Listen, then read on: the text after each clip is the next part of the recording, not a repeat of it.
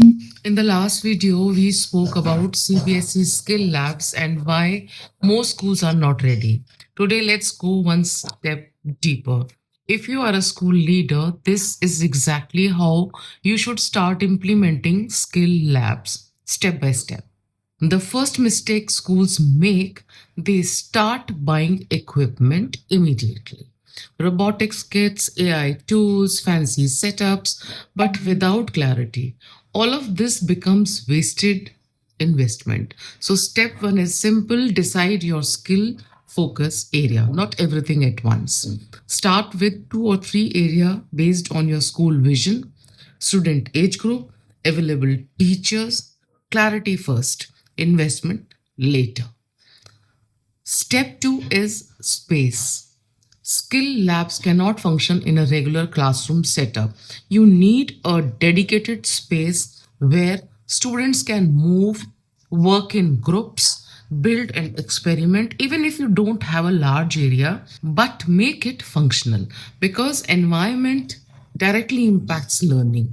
Step three, uh, and this is critical. Your teachers, you cannot run skill labs with traditional teaching methods. Teachers need to shift from explaining to facilitating. They should guide students, not dominate the session. So, invest in basic training, exposure, mindset shift, because without trained teachers, even the best lab will fail. Step four is where most schools struggle the timetable. Skill education should not be treated as free period, substitute class, or extra activity. It needs structured time, at least two periods per week planned and protected. Otherwise, consistency will break.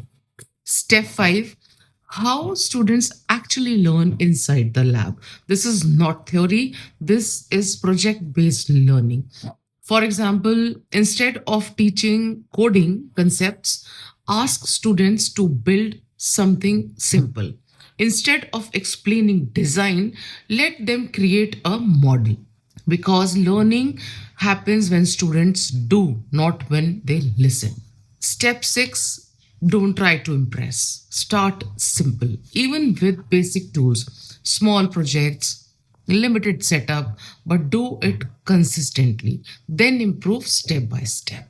Because skill labs are not about how expensive your setup is, they are about how effectively students are learning. And let me say this honestly, if you skip these steps, your skill labs will exist, but it will not work. If you are planning to implement skill labs in your school, take your time, but do it right. In the next video, I will talk about the biggest mistakes schools will make while implementing skill labs and how to avoid them. Because in this journey, planning is everything.